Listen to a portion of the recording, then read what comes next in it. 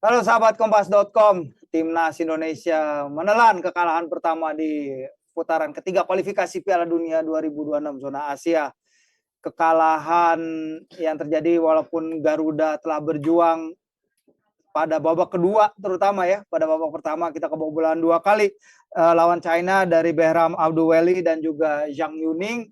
Tapi babak kedua Garuda bangkit, Garuda bisa mencatatkan jumlah possession jauh lebih banyak, jumlah operan jauh lebih banyak, shot on goal jauh lebih banyak dari tuan rumah China. Tapi selama 45 menit babak kedua hanya mendapatkan 1 gol lewat Tom Hai.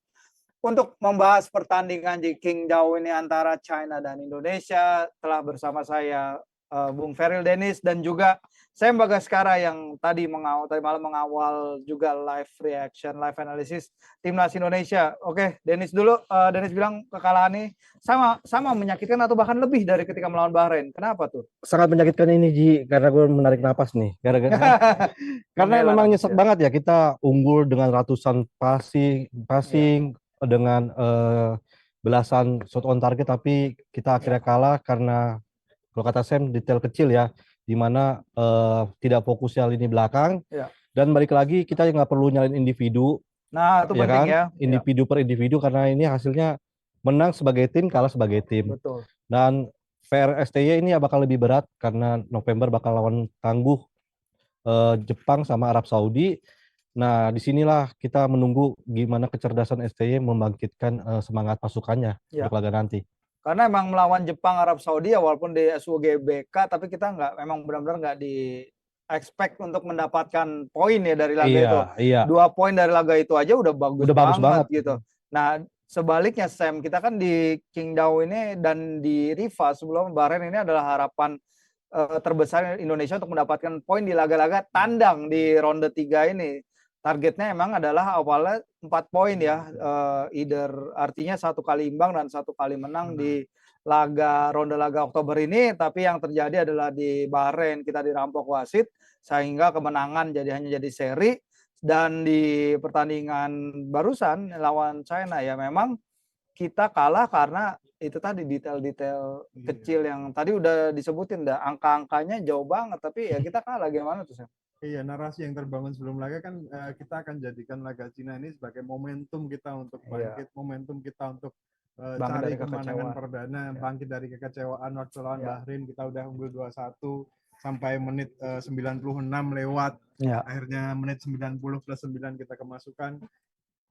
Lawan Cina kita diharapkan untuk bisa menumpahkan segala kemarahan, segala emosi kita untuk menuai kemenangan perdana, tapi nyatanya kita harus kalah. Kita kayak dibawa lagi nginjek ke bumi.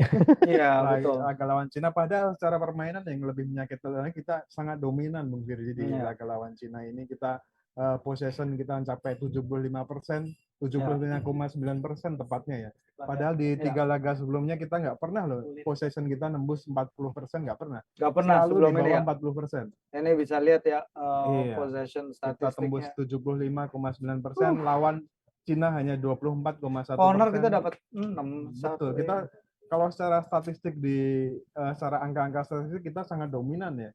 Passing kita tembus 602 passing. Bayangkan Cina aja cuman 100. Lepas 192 passing. Jadi secara statistik kita sangat unggul, dominan. Dan passing akurasi juga tinggi. Passing akurasi tinggi, tembakan kita 14 tembakan. Semuanya kita statistik nyaris unggul kecuali gol, Bung Firji. Iya, itu menyakitkan ya, karena emang at the end of the day yang dicari kan adalah gol. Yang dicari adalah detail kecil tadi. Kita di gol pertama kita lihat ada kesalahan koordinasi di lini belakang. Seperti gol kedua juga ada celah di antara gap yang terlalu besar mungkin di antara Jay Itzes dan Max Hilhorst ya di lini belakang. Itu yang harus kita perbaiki, kita benahi. Kita harus belajar lah dari pertandingan ini lawan Cina ini untuk kedepannya, dan tantangannya yang sangat berat ya di GBK nanti November. Tapi tidak ada yang tidak mungkin ya Bung Firzi ya. Karena Cina aja yang jadi bulan-bulanan 3 kali kalah, 12 kali kebobolan sebelum lawan Indonesia, akhirnya bisa bangkit dan menang. Dan kenapa kita tidak besok di GBK?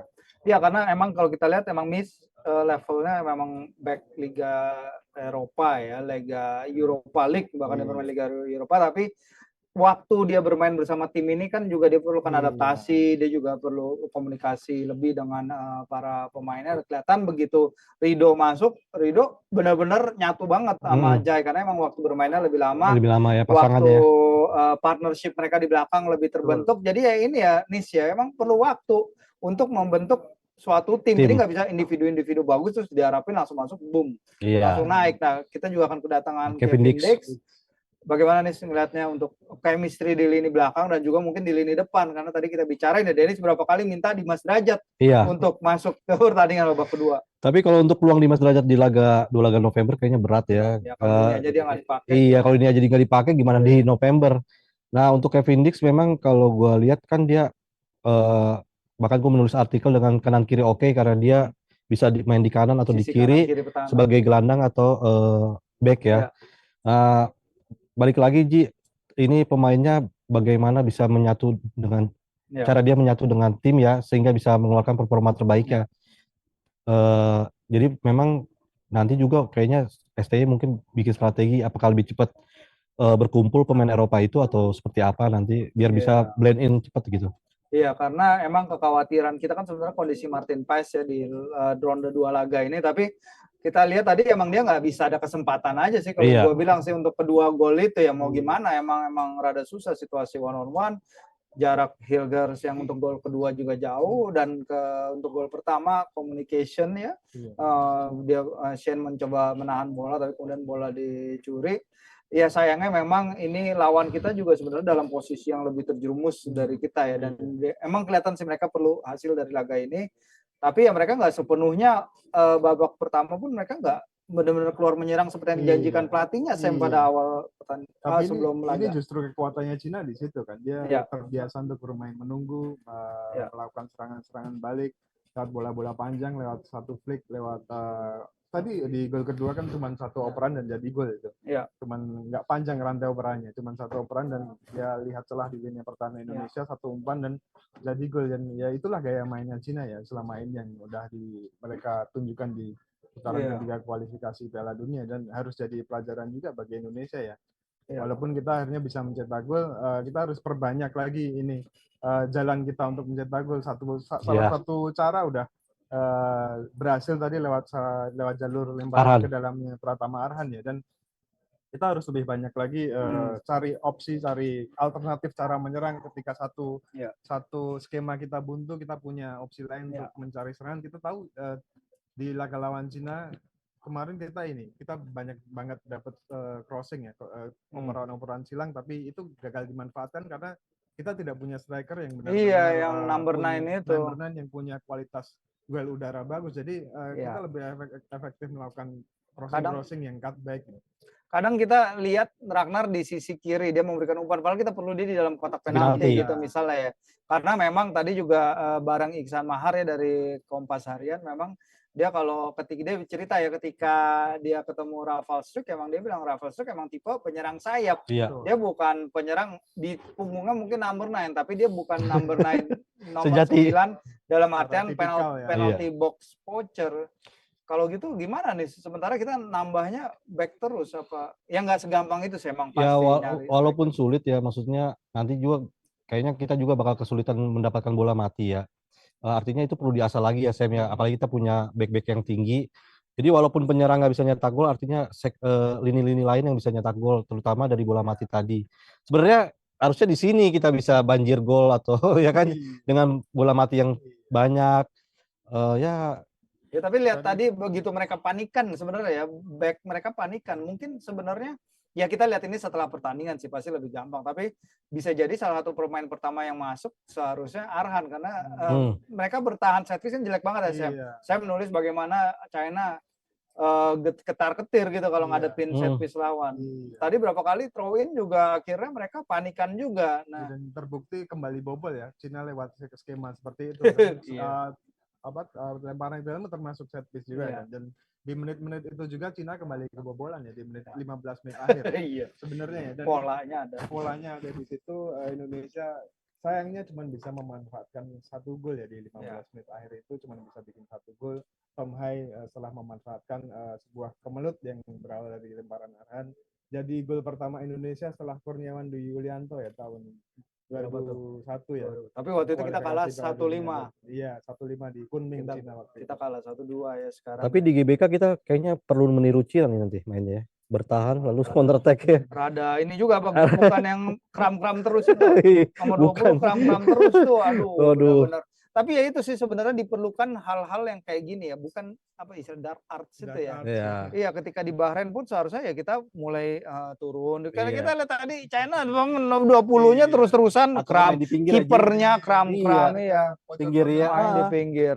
Jadi ya tapi emang bermain di Qingdao di hadapan supporter yang luar biasa ya, gila banget tadi kita lihat emang susah juga kayaknya bagi para pemain timnas.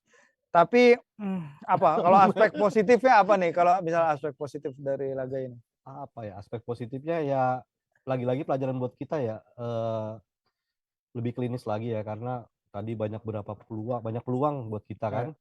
Kemudian ya karena lawan kita nanti di atas kita ya Arab Saudi sama Jepang mau nggak mau counter attack-nya harus lebih tajam lagi termasuk bola matinya Ji.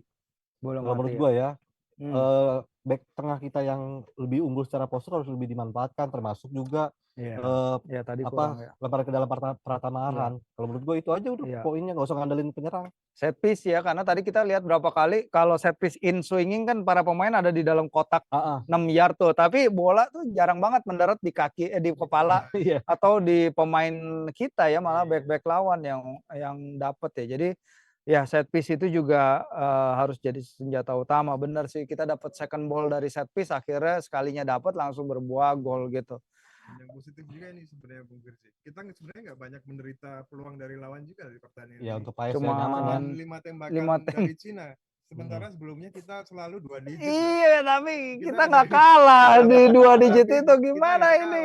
Jadi sekali lagi konsentrasi, fokus, komunikasi di lini belakang itu ternyata sangat krusial ya. Ketika lawan nggak banyak tembakan, tapi dengan ada sebuah momen yang kita di mana fokus kita agak menurun, dimanfaatkan betul oleh lawan. Itu jadi intinya benar-benar sakit ini sakit banget. Anomali yang menarik karena kita Sam tadi bilang di live reaction, di live analysis lawan Australia, Arab Saudi dan juga Bahrain kita menderita 61 tembakan tapi hanya kebobolan berapa? 1 2 3 3. Sementara ini kita kebobolan 2 hanya dari 5 tembakan ya. Aduh. Jadi ya udah harapannya mungkin ada perubahan apa yang harus dilakukan untuk menjelang ronde laga November nih? Mental dulu sih, naikin mental pemain. Pasti nanti PSSI bakal bergerak ya, dan STY juga bakal cepat memperbaiki mental pemain ya. Dan yang kedua tadi yang seperti gue bilang, andalkan alternatif lain untuk mencetak gol. Selain tadi penyerang tadi, yang apalagi udah kita dapat dikasih pelatih penyerang ya, udah saatnya lah kita melihat buahnya nanti di GBK seperti apa, dan ya variasi set piece lah. Iya benar, variasi set piece. Sam, apa Sam? Terakhir? Ini yang jadi sorotan juga, kita masih sering kalah di duel-duel ya, terutama ketika situasi membutuhkan kita untuk memenangi duel udara, terutama lawan Cina tadi ya. Kita nggak banyak sukses di situ, 38% doang sukses. Cina sementara lebih banyak memenangi duel, 60-an lebih. Itu yang jadi sorotan ketika situasi membutuhkan kita untuk lebih banyak main di udara, mungkin kita lagi posisi ngejar kayak tadi, kemenangan duel ini jadi sangat penting karena terbukti tadi kita satu memenangi duel udara, satu flick itu jadi golnya Tom Hai.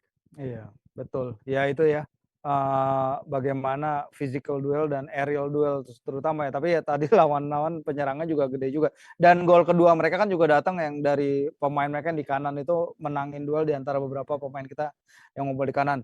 Oke sahabat Kompas.com, itulah adalah akhir dari ronde laga Oktober ini.